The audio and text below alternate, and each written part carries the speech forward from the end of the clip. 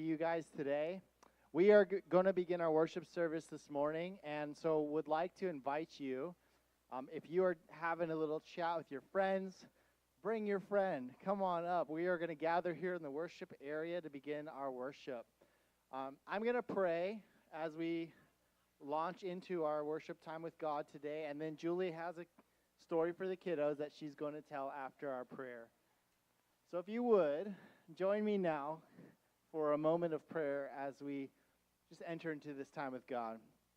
God, we're grateful to be here. We know that our lives are a gift from you, and this community that you've built is a gift from you. Lord, as we enter into your presence, make us aware that you're here, you're speaking, you're loving us, and may we experience you today in everything we say and do and sing. In Jesus' name I pray, amen. All right, Julie has a story for the kiddos, so come on up, kiddos.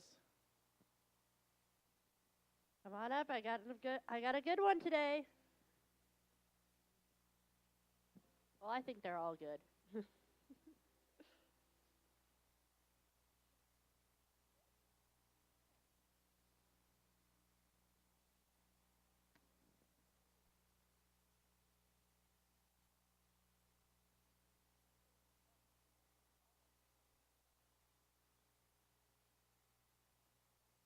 Hello, boys and girls.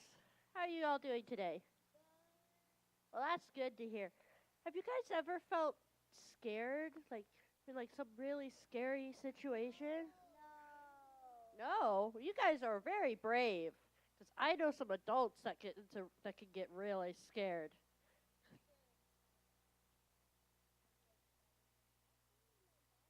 Spiders are scary.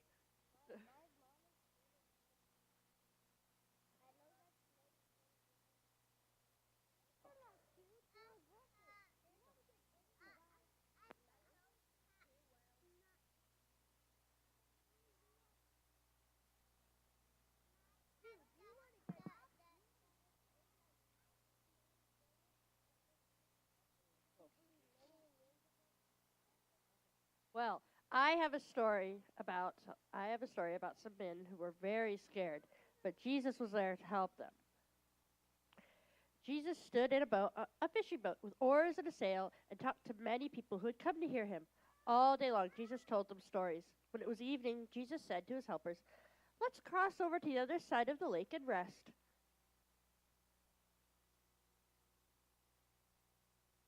Jesus' helpers untied the boat. They pushed it from the shore. They raised the sail. One man sat on the back of the boat to guide it with the steering tiller. The boat moved slowly at first, and then faster across the quiet blue water. A round yellow moon came up over the side of the lake, and the stars twinkled overhead. Jesus was so very tired, he lay down with his head on a pillow and soon was sound asleep. The man at the back steered carefully. The boat sailed on and on and on. Suddenly, a fierce wind blew a black cloud over the moon. It blew black clouds over the stars. It whipped the water to huge, angry waves. The waves tossed the boat this way and that way, and there was thunder and lightning. The man at the tiller tried to steer the boat, but he couldn't. The other men tried to row the boat with their oars, but they couldn't. Water filled the boat, and it began to sink. The men were afraid. They woke Jesus. "Lord, save us! We will perish!" they cried. Jesus heard their cry for help. He felt the angry wind, and he saw the lightning flash, and he heard the noisy thunder. But he was not afraid. He stood up and said to the wind and the waves, "Peace, be still."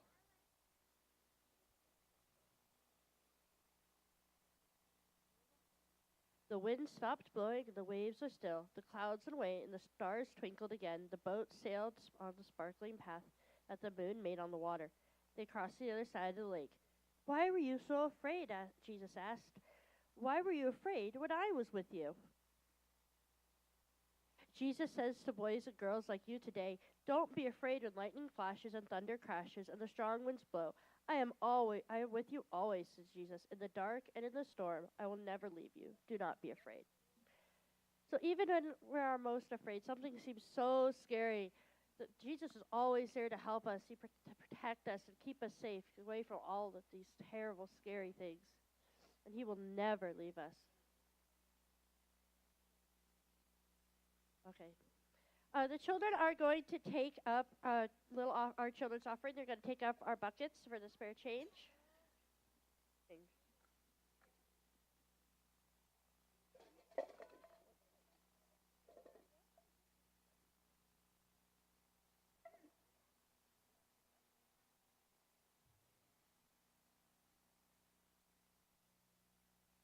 Good morning. We have a few announcements. The first thing is to mention that if you're interested in having a copy of our April calendar or the newsletter, they're both available out by the front entrance. And we have a request from someone that would like to join our membership. Rosemary, would you mind standing up so people can see who you are? There's Rosemary. Rosemary Wanjiku, right? Did I pronounce that correctly? Anyway, we had the second reading in the bulletin today. All those in favor of Rosemary joining our membership here, can you wave to her? Okay. All those opposed, just keep your hands down. Oh.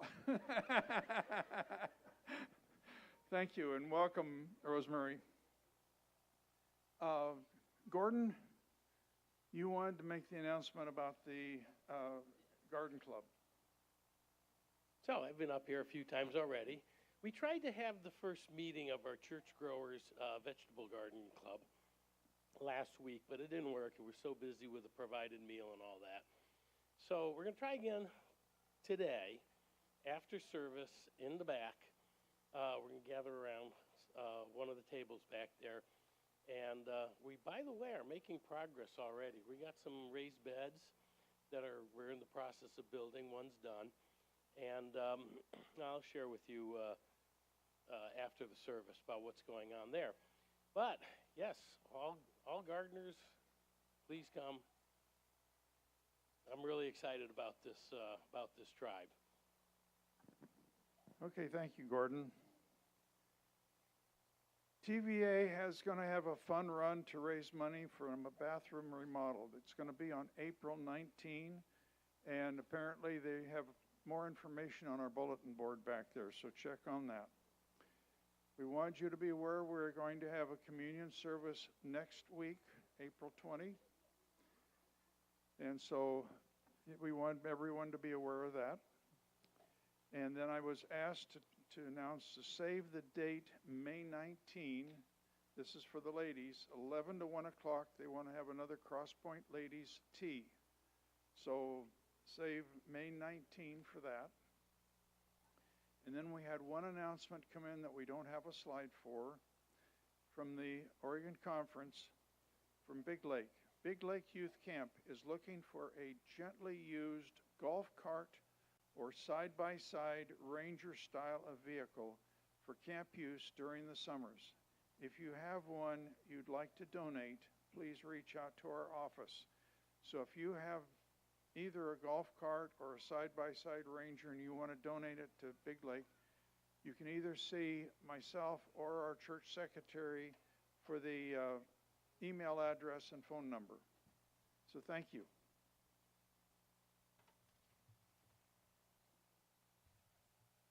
Good morning, Crosspoint. I'm going to invite you to stand and worship with us, Jesus Messiah. I'm going to give a second here while the team gets their music together. Is the guitar on? Make sure your mics are on. Okay. All right, Tony.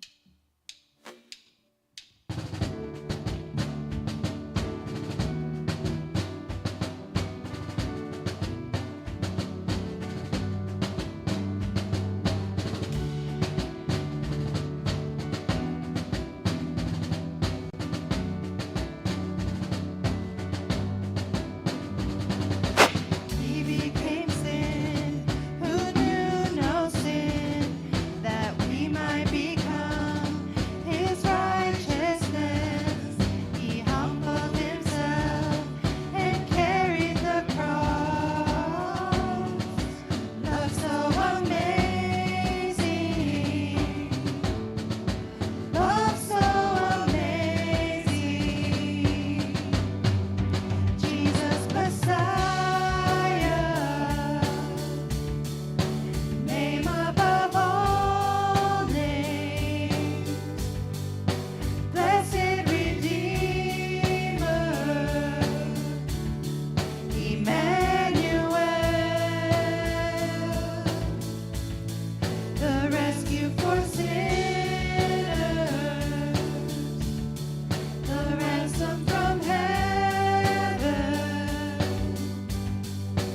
Jesus Messiah,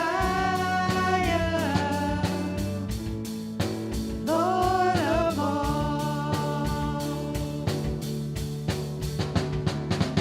His body the bread, His blood the wine, broken and poured out, all for love. The whole earth trembled, and the veil was torn. Love so amazing, love so amazing. Jesus Messiah, name above all names, blessed Redeemer, Emmanuel, the rescue for sinners, the ransom from heaven. Jesus Messiah, Lord of all. All our hope is in you. All our hope is in you. All the glory to you, God, the light of the world. Jesus Messiah,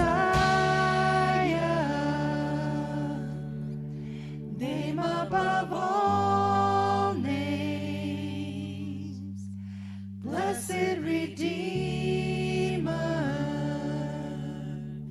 Emmanuel, the rescue for sinners, the ransom from heaven. Jesus Messiah, Lord of all. Jesus Messiah, name above all names, blessed Redeemer, Emmanuel, the rescue for sinners, the ransom from heaven.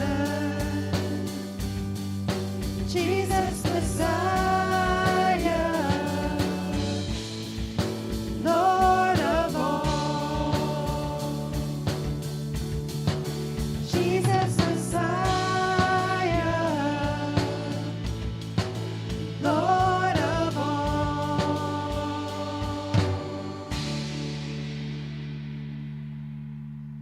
Amen. You can sit if you want to. I'm going to invite you to stay up.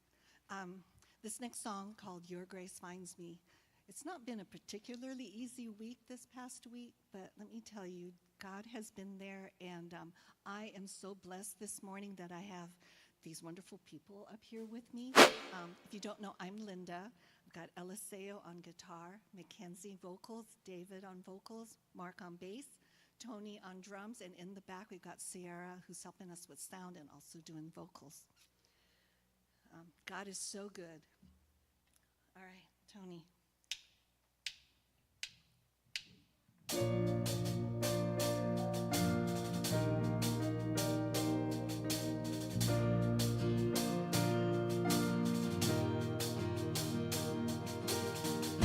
It's there in the newborn cry, there in the light of every sunrise, there in the shadows of this life, your great grace.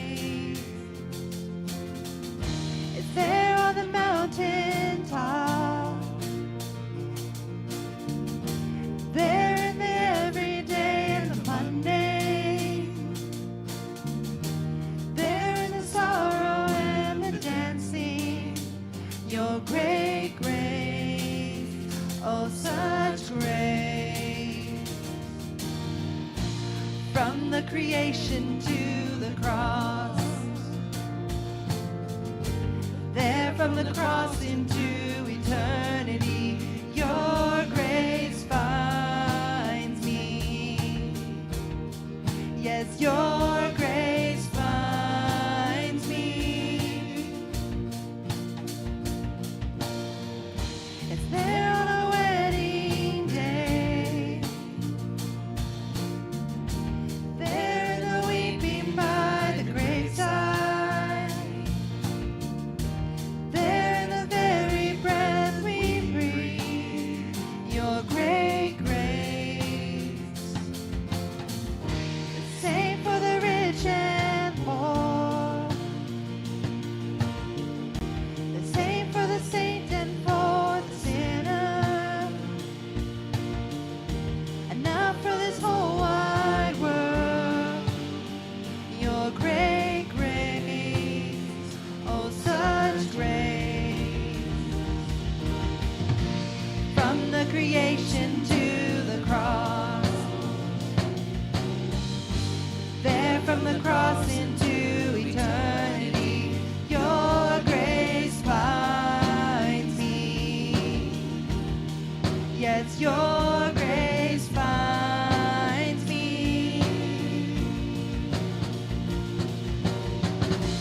There in the darkest night of the soul, there in the sweetest songs of victory, your grace finds me. Yes, your grace finds me. Your great grace, oh such grace. Your great grace, oh such grace. Oh, oh, oh, oh. So I'm breathing in your grace, I'm breathing out your praise. I'm breathing in your grace. Forever I'll be breathing in your grace and breathing out your praise. I'm breathing in your grace. Forever I'll be breathing in your grace and breathing out your praise. I'm breathing in your grace. Forever God, forever God. Yes, your grace finds me. Yes, your grace finds me.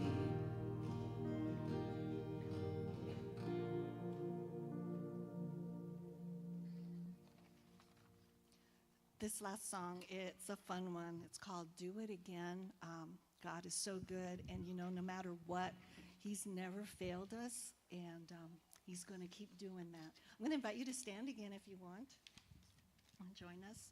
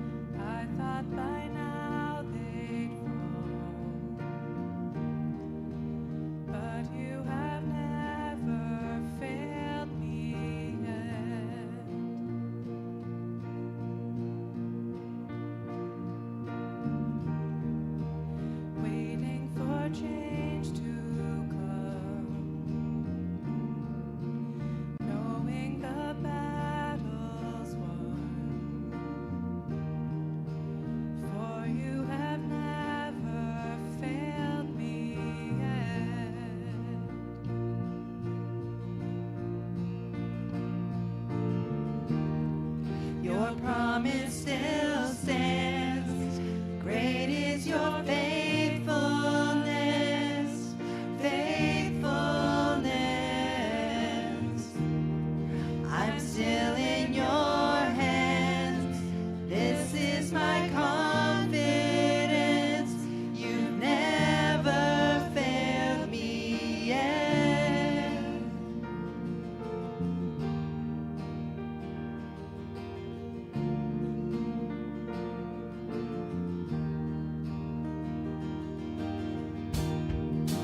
I know the night won't last.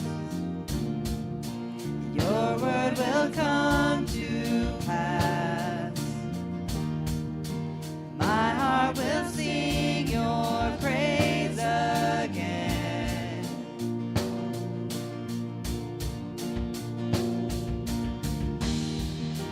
Jesus, you're still enough. Keep me within your love. My heart will sing your praise again.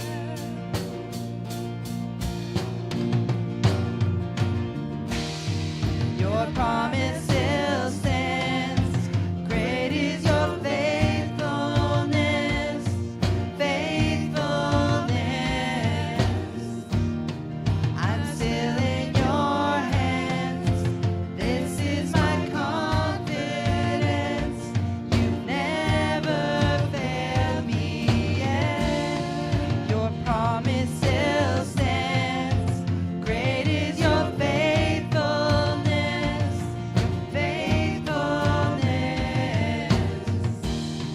I'm still in your hands. This is my confidence. You've never failed me yet.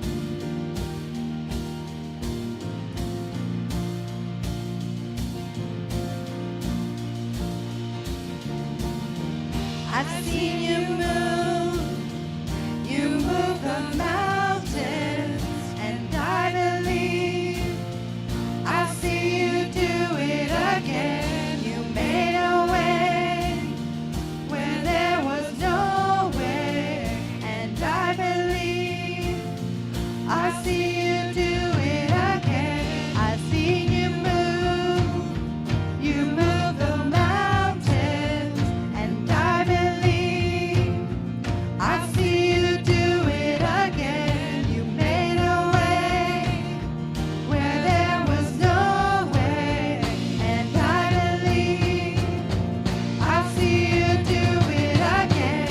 I've seen you move the mountains, and I believe I see you do it again. You made a way where there was no way, and I believe I see you do it again.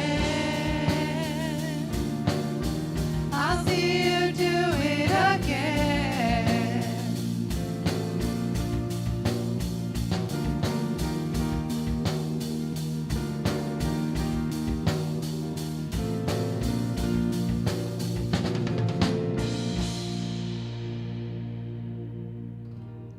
Your promise still stands. Great is your faithfulness, faithfulness. I'm still in your hands. This is my confidence. You've never failed me yet. Your promise still stands. Great is your faithfulness, faithfulness.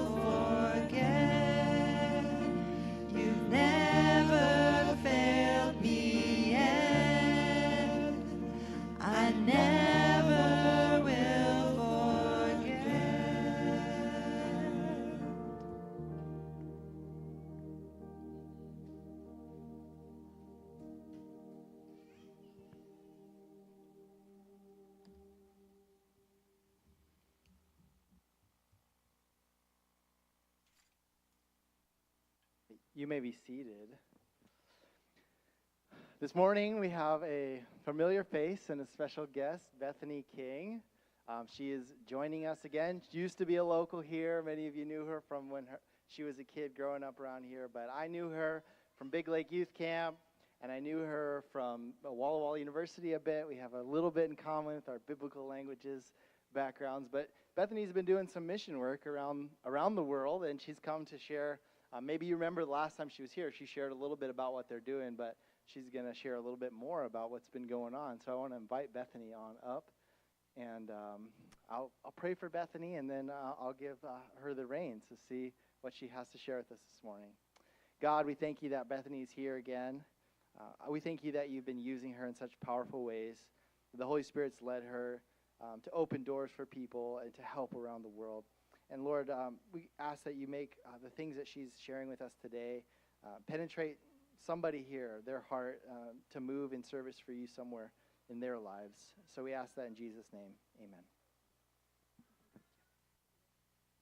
All right, good morning. So nice to be with you again. Like Troy said, I was here a couple years ago because Heather and her daughter came down to Columbia for a couple weeks. And so then when we got back, she and I shared together some of what I do in Columbia. But for those of you who haven't heard the story, in March of 2019, I flew down to Columbia for what was supposed to be a 3-month trip. I had been reading about Venezuela and Venezuelan refugees.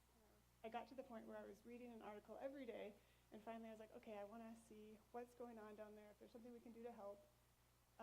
So I'll just go down and find out. That was March of 2019, so I just celebrated my 5-year anniversary in Columbia. Be careful what kind of trips you take for just 3 months. But when I got down there, go to the next slide. Okay, so here's just a map, if you're fuzzy on geography. You can use a handheld if that's easier. Okay. So this is Venezuela, and the next slide is right on the border to Colombia, right at the top of South America. And Venezuela was the wealthiest country in South America for many years. In the 50s, it was actually the 3rd wealthiest nation in the world, higher GDP than Canada. And this is because of the oil. It is the most oil-wealthy nation in the world. So next picture. Unfortunately, the government massively mismanaged the oil industry. In 2015, the oil industry went from $51 billion to $1 billion in 1 year, so $50 billion deficit. So they started printing more money. This led to massive inflation. Over, of course, of 3 years, inflation rose 13 million%. So even if you were once very wealthy, suddenly your money was worthless. And then here's a visual of what it would look like to go shopping. 2,500,000 bolivars to buy rice, 5 million bolivars to buy 2 pounds of tomatoes.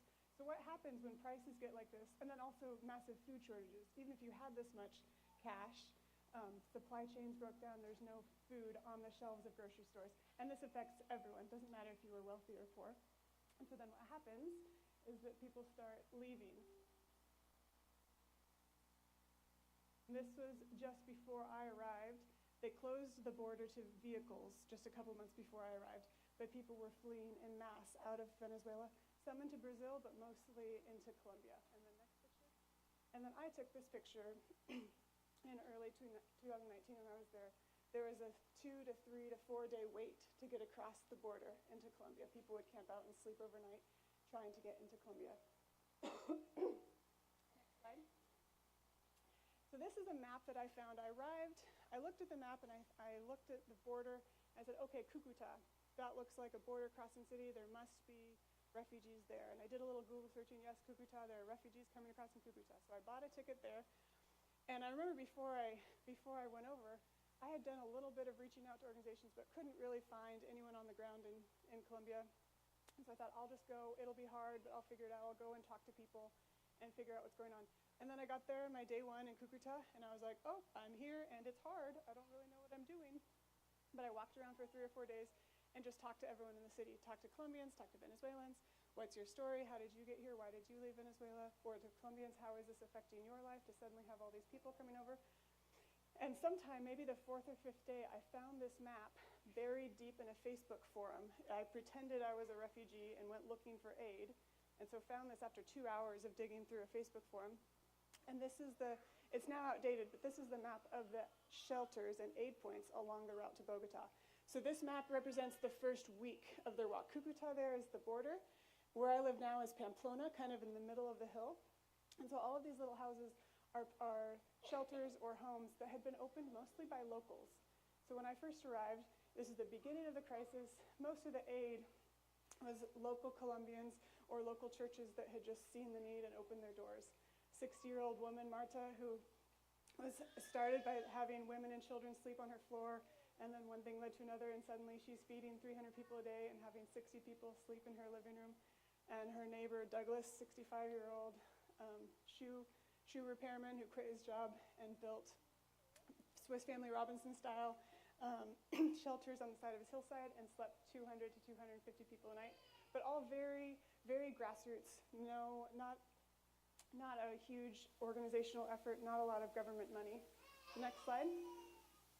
And this is what the typical refugee would look like.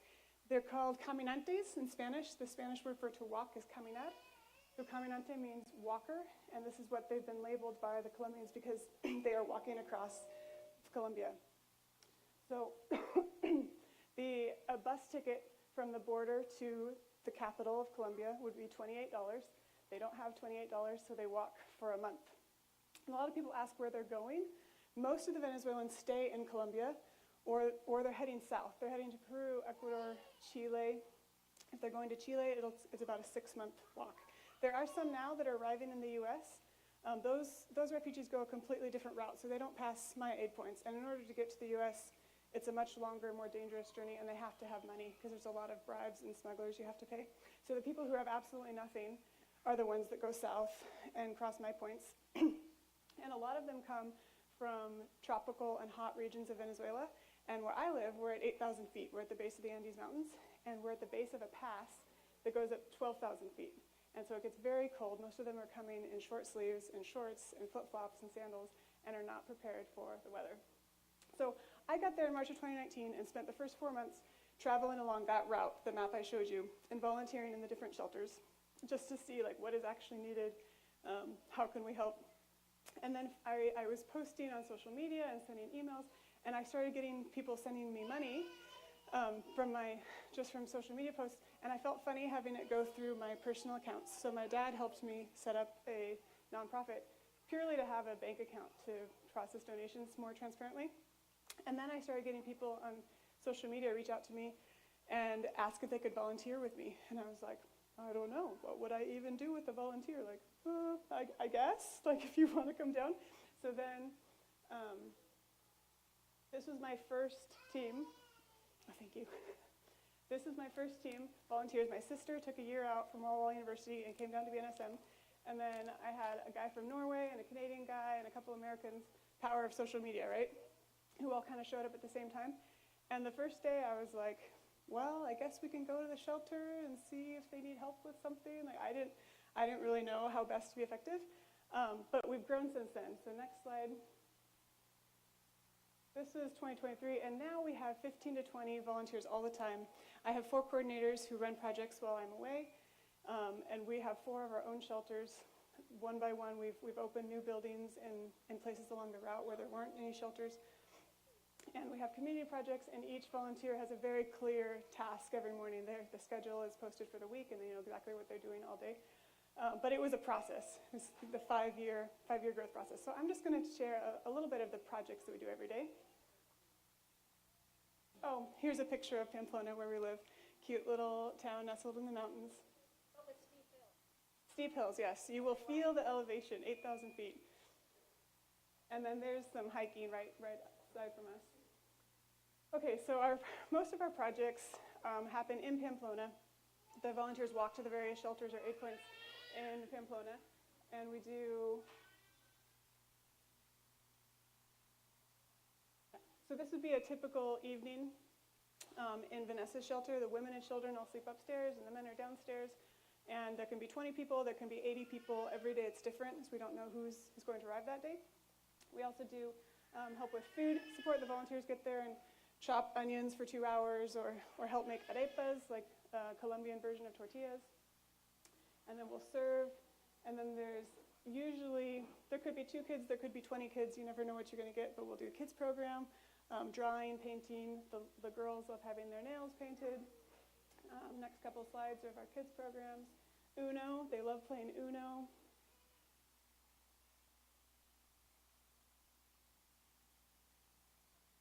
And then we also do medical clinics whenever we have medical providers. Nurses, doctors, even EMTs or PTs are very, very helpful because we have a lot of people with walking injuries, stress injuries in knees and ankles, a lot of kids with parasites from drinking the water, a lot of ear infections, a lot of just chronic chest colds that they just can't, when they're sleeping outside and not eating regularly and not sleeping regularly, they just can't quite shake. So whenever we have medical providers, we'll do clinics.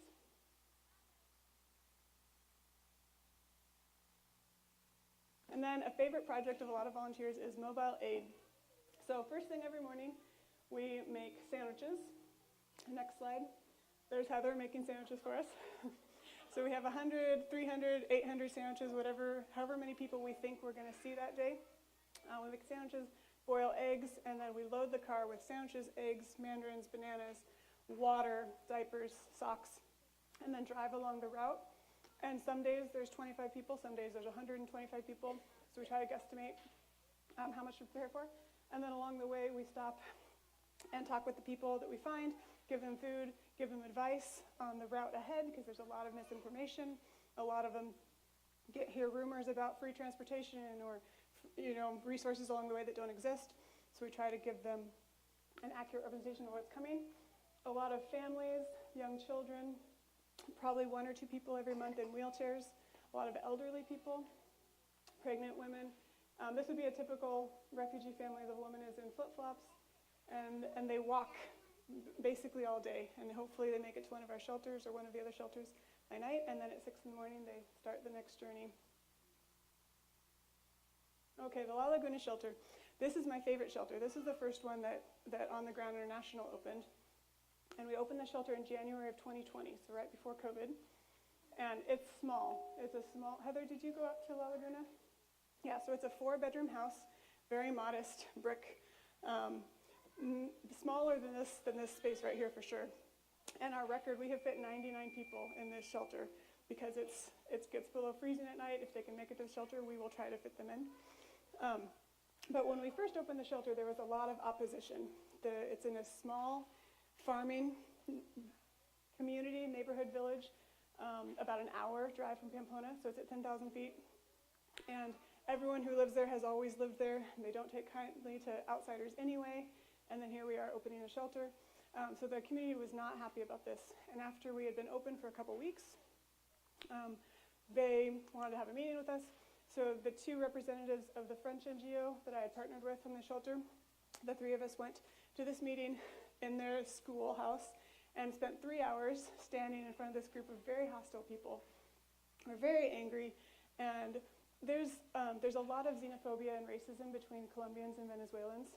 And I know we have struggles with racism in America, just like any country where there's diversity, there's that struggle. But in Colombia, you don't have to be polite about it, or you don't have to be careful in what you say. They are very blunt and very outright in their hate comments. And so I actually had my Venezuelan staff leave because I didn't want them to hear all the things that were being said. The Colombians were saying about the Venezuelans, like they don't want them in our country, etc. So after 3 hours of this barrage, I was really discouraged, and I left. I walked back to the shelter, and I was feeling really somber and thinking like, God, how are we supposed to do good work in this town when there's so much hatred and so much hostility? And really, is this the town we're supposed to be working in when these are the people we're supposed to work with? And everyone in the shelter was pretty demoralized. Like the refugees who arrived, I don't know what all they knew, but word kind of travels. I think everyone knew there had been a big hubbub in the town that day. So an hour later, a truck pulled up, and I thought, oh great, another person coming to complain. I didn't go to the door, but they didn't knock on the door. They pulled up to the front, and they left 2 sacks of potatoes about this tall on our front door, and then drove away, and I never even saw who it was. It was some farmer from the neighborhood that brought us potatoes. And then that night, there's only one church in La Laguna, and the pastor of that church, came with a couple church members and a guitar and spent an hour singing, top of their lungs kind of singing, and the refugees sang along with him. And Colombians and Venezuelans alike, excellent salsa dancers, great sense of rhythm, not so much like intonation. Like it's a make a joyful noise kind of thing. Everyone kind of chooses their own key and then they just go for it. So there was an hour of very celebratory singing. And then the pastor gave a really beautiful talk. And he didn't say any specifics about the meeting, but he got right down. He got down to the level of refugees, sat on the floor with them, and talked about how God leads in our lives, and it's not always ways that we can understand. He said, in your life, you're going to face people who don't understand you. You're going to face discrimination. You're going to have many trials. God never promised that it would be easy. He never promised that others would be kind to you, but he did promise that he would walk with you. So God is walking with you. He walked with you to get here tonight. He's going to walk with you again tomorrow. And I started getting teary listening to this pastor give this just beautiful encouragement to these people who were struggling so much. So that was very impactful to me. Then the next morning, one of our agreements with the village is that we would escort the refugees outside of town. They didn't want them loitering in town all day, begging for money or causing any disturbances. So we had agreed to that. I walked with this group. It's a very small town. It's a 10-minute walk. So I'm walking with probably 25 refugees out of town. And I'm walking next to this maybe 8 or 10-year-old boy. And we are walking past the school. There's only one school in this town. And an 8 or 10-year-old Colombian kid in his uniform, his plaid school jacket and book bag, comes walking past us. And it happened so fast, I almost missed it. But this Colombian kid pulled a chocolate bar out of his pocket and put it in the hand of the Venezuelan kid, never looked at us, didn't make eye contact, just made that exchange just as we passed him. And the Venezuelan kid and I looked at each other, and then I looked back at the Colombian kid, and like, wait, what just happened? And I watched this Colombian kid just walk straight, never looked back, walked straight into school, and I could have started crying. It was so precious. So I walked them out of town, and then I walked back to the shelter, and I thought, okay, yesterday was really rough. There was a lot of hateful things said, a lot of hostility, but there were probably only 20 people in that room, and more than 20 people live in this town. And I think it's something I've carried with me and I'll never forget. And often in life, when there's a lot of loud, hateful voices, they might be the loudest, but that doesn't mean they're the strongest, and it doesn't mean that they're the majority. And I think there are a lot of people in that town who are very supportive of what we're doing. They're just quieter about it, and they found their quiet ways to support us. We've now been open for 4 years, and we have English classes in that local school. We do trash cleanups twice a week on their streets, and we have a good relationship with the town. But it was a really long process, and I'm really glad I didn't give up at the beginning. So the next slide. This would be a typical night in the La Laguna shelter. We have 4 bedrooms in the back, and then this is the front, the common area. If the 4 bedrooms fill up, we'll have people sleep in the common area. We also, and then in the morning, they are out on their way again. Usually 6 a.m., they start walking, and they hope to find a ride. So I've been in Columbia for 5 years. I could tell a lot of stories, but actually, I'm going to transition now to talk a background. What I really want to share with you is how I got into refugee work. But if you're interested in coming down to volunteer, like Heather did, come talk to me. If you're interested in supporting us financially, all of our programs operate on donations.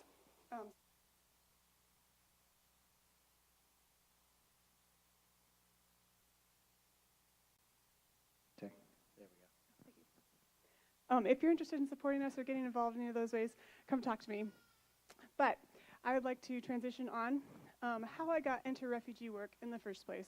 I was in Greece when I first started reading these articles about Venezuela. And before Greece, I was in Lebanon. And this all started because I was a music teacher, and I was looking for something to do over my summer break. And I was teaching music in Sacramento, California. The year was 2015, 2016. And I was busy. You know, I'm like all of us are. We all fill our lives too full. And I started hearing things, this or that, Syrian war, Syrian refugee crisis. But I was busy, so I didn't pay much attention to it. Until finally, I had heard that phrase enough times that I was finally like, okay, what is going on in Syria? I need to find out. So I did a quick Google search, which then turned to like a 3-hour rabbit hole of Syrian refugee crisis. And at some point, well, very early on, I was like, this can't be real. There's no way it's this bad. If this were really happening, like, we'd all be doing something about it, right? I was sure this is just propaganda. This is a journalist trying to sell a story. But then I spent that time that evening, and then the next day I read more articles, and then suddenly every day I'm reading articles about Syria. So finally I was like, okay, I don't know if this is true, but I want to find out. So I looked again at the map of Syria, and I thought, okay, Lebanon, that's a border country. I'm sure there are refugees there.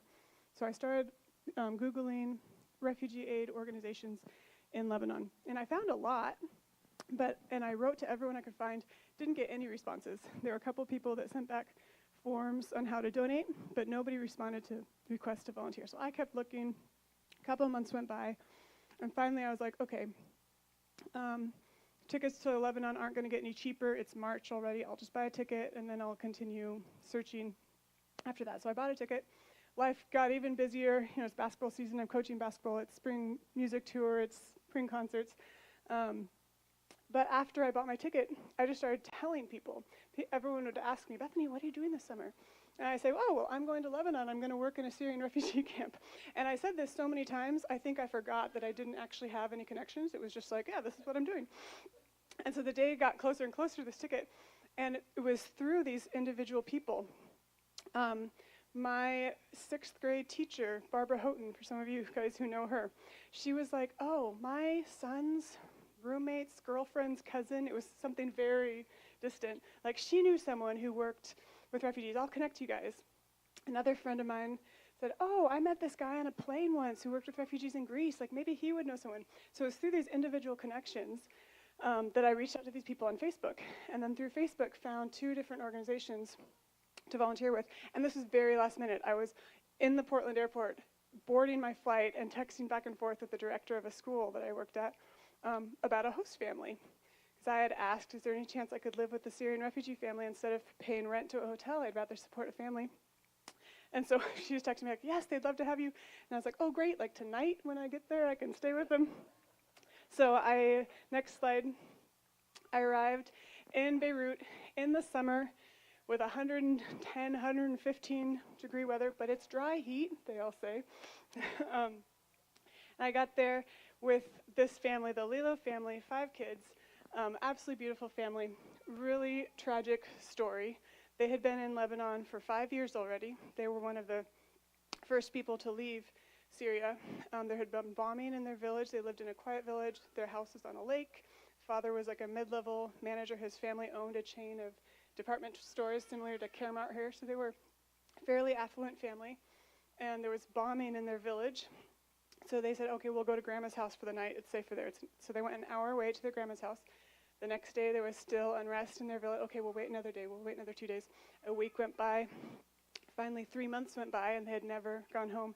And the father said, Syria is not getting better. We have to leave. So having just left for one night, not planning to leave their home, they then spent 22 days traveling across the country. They were stopped 19 times by various militia groups. And they felt very fortunate that their father was too old and the boys were too young to be pressed into military service, because a lot of other people on the bus got pulled off and were forced to join ISIS or the National Army. So they all made it. Their whole family made it to Lebanon.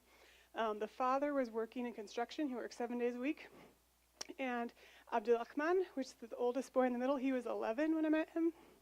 And he was working in a couple of shoe shops. So he, as an 11-year-old kid, his dad made enough money to pay rent with his 7-day-a-week job, and then the 11-year-old was working to buy food for the family, and they were surviving, and they felt very grateful for that. Next slide. So Abdullah and Nafisa, the 2 youngest, I took my mandolin with me, and they practiced every day. They loved Father Abraham. That was the first time I realized that's a Christian and a Muslim song. It works for both, Father Abraham. So that was their favorite song. Next. And I was there during Ramadan, which I knew very little about Islam. There's still a lot I don't know about Islam. But I started to learn some of the customs. And Ramadan, they fast during the daylight hours, and then they feast at night. So they wouldn't eat all day, and then at night we'd have this huge meal. And the family was very open to questions. They knew a lot about Christians and a lot about Adventists because their kids had learned English and were all going to the Adventist school. So they were very grateful to Christians and Adventists, and the mother would say, oh, I love Adventists. They're such good people. They've saved me and my family. And then I would ask questions. There were a lot of things that I didn't understand. And I'd say, oh, what does this mean? Or what is this for? Why do you do this? And she's very patient. She'd always explain in her broken English their various customs. And then one day, as I was asking another question, like, why do you do this? She looked at me and she said, Bethany, don't you have any Muslim friends in America? And I was like, well, no. Like, I've met Muslims here and there. I've seen Muslims, but no, I don't have any Muslim friends. She's like, but there are many Muslims in America. And I was like, yes. And she's like, and you're not friends with any of them? And I was like, well. So then I tried to explain to her. I said, well, I grew up in a Christian home. We went to church and school, and that's where most of our friends were. Adventist school, Adventist church.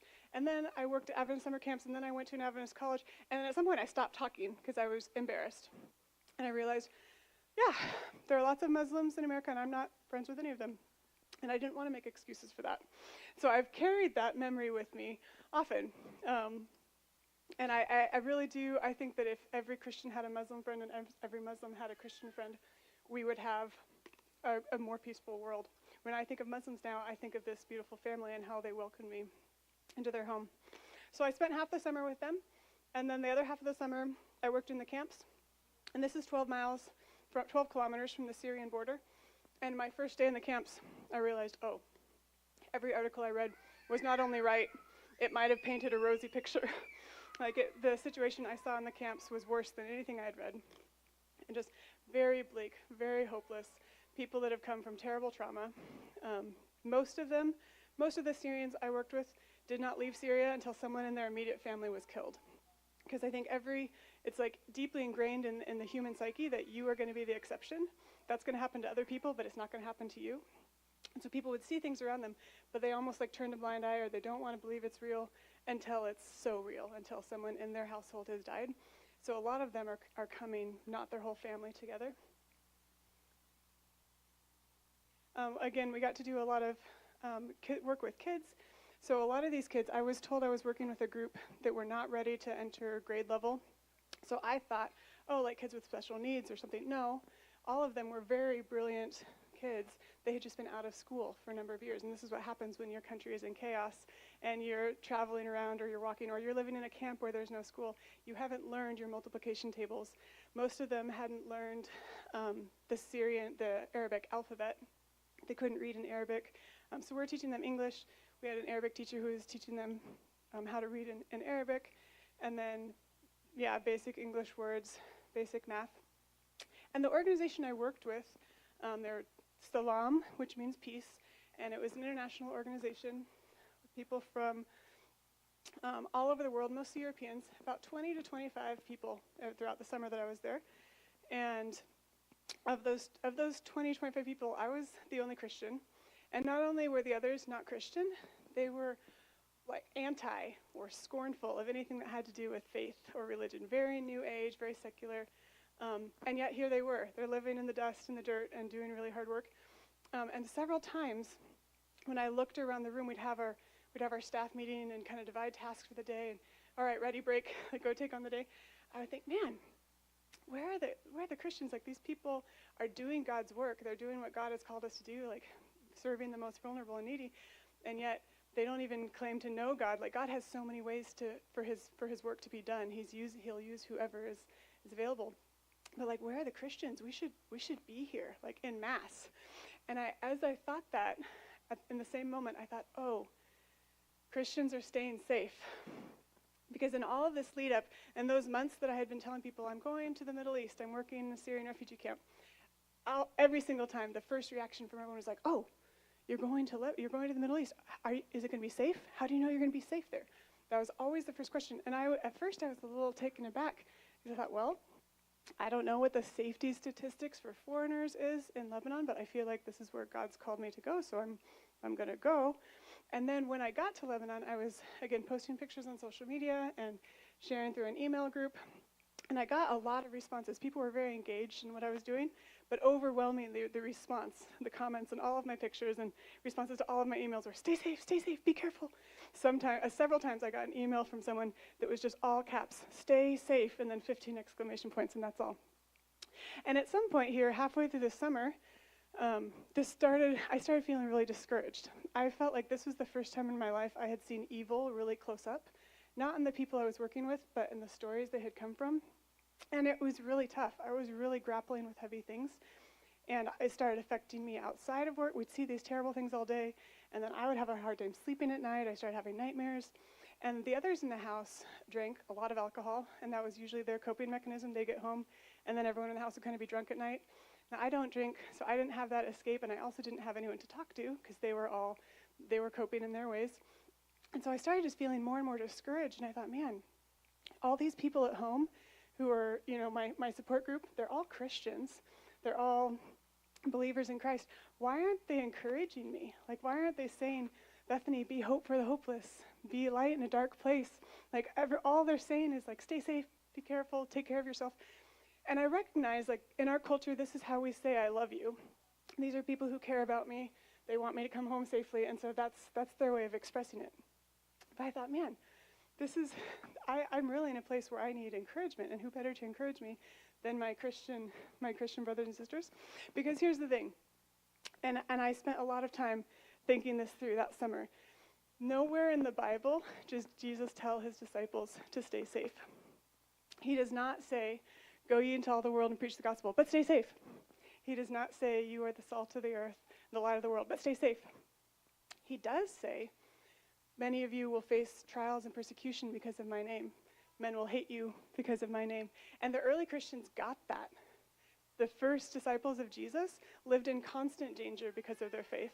And many of them died really gruesome, violent deaths because of their faith in Jesus. And that's what it meant to be a Christian. It was radical. It was countercultural. And that was the definition of Christianity. Following God was not a safe calling. And somehow, I think over the centuries, we've lost that idea. The idea of, like, this is a movement, this is a radical. Now it's become just more normal. Being a Christian is kind of a normal thing, and you can do it without much inconvenience to your normal life. It can be just a routine that you add to a normal life.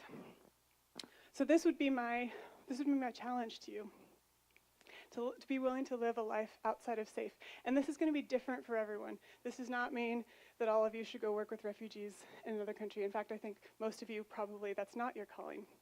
Living outside of safe could mean financial safety.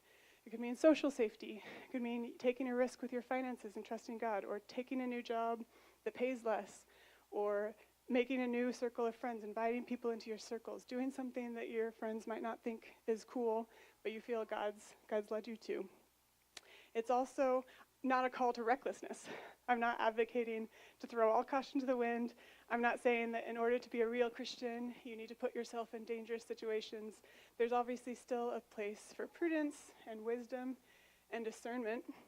But I really believe that if we're following God with our lives, safety should not be the first concept that you think about. When a life calling is presented, safety should not be the first question we address.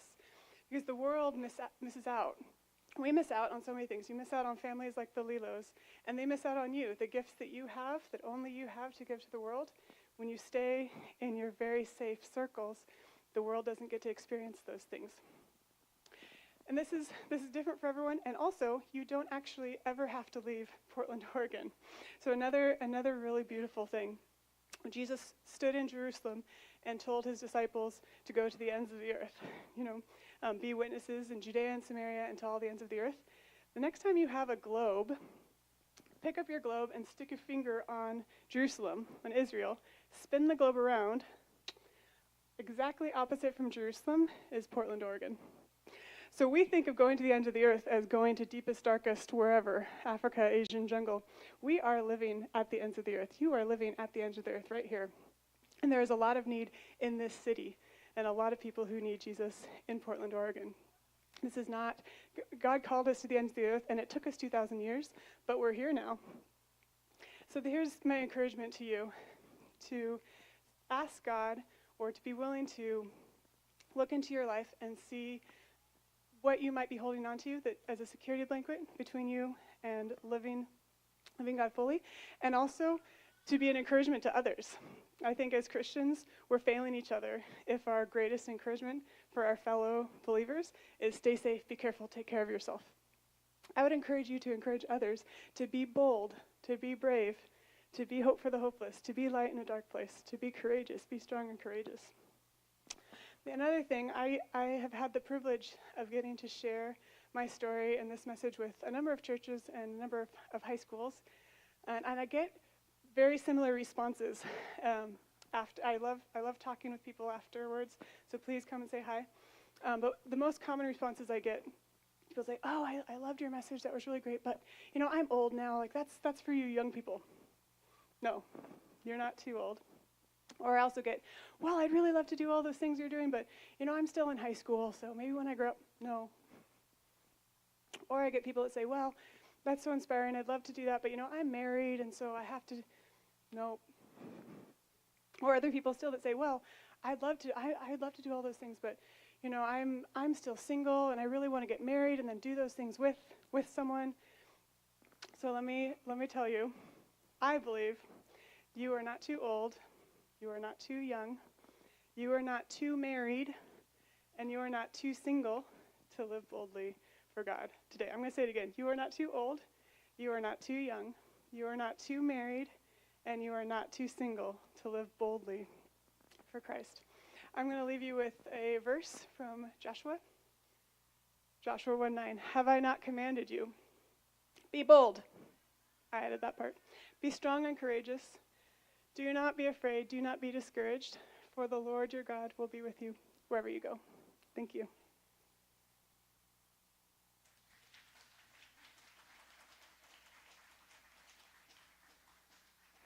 One quick question, Bethany, that I had. Where's the destination, I guess, for the walkers? Most of them are actually staying in Columbia. But anywhere that they stop, if they find a job, they'll stay there. If they find a job in Pamplona, they'll stay where I live, they'll stay in that town. A lot of them say, "I'm going to Medellin, I'm going to Peru, I'm going to Ecuador," because they have family there, or they have an uncle or a brother who's promised them a job. But if they find a job anywhere, that's where they'll stop. Yeah, thank you, guys. And another round of applause for Bethany. Thank you for sharing, Bethany. I think it speaks to, what I hear from a lot of you guys as of late. Last week we had our discussions on our Let's Talks thing, and I sensed in our group, this desire, this yearning to engage, to give, to do something new, and I think the Spirit is kind of moving us in that direction. So I would say, just as Bethany did, act on that. Like if you feel the Holy Spirit stirring up an impulse to go in a direction, don't hesitate. My grandma used to have this really exaggerated statement. She would say, "Those who hesitate, die," right? And so, I mean, it's not that extreme, but act on the impulses that God is giving you, and you'll be amazed by where he takes you. So we're going to close now with a word of prayer. And then we'll have time just to hang out, mingle, and talk with Bethany if that's what you want to do. God, thank you for today. Thank you, God, for the incredible ways that you show up in people's lives and use people like Bethany and like us to come and be who you are to them, to be help, to be love, to be provision, to be kindness and compassion. So may we just own that, Lord. Our responsibility is to do what you did and to be like you are. And help us to embrace that as our calling, our greatest calling in life. So we ask these things in the name of the Father, Son, and Spirit. Amen.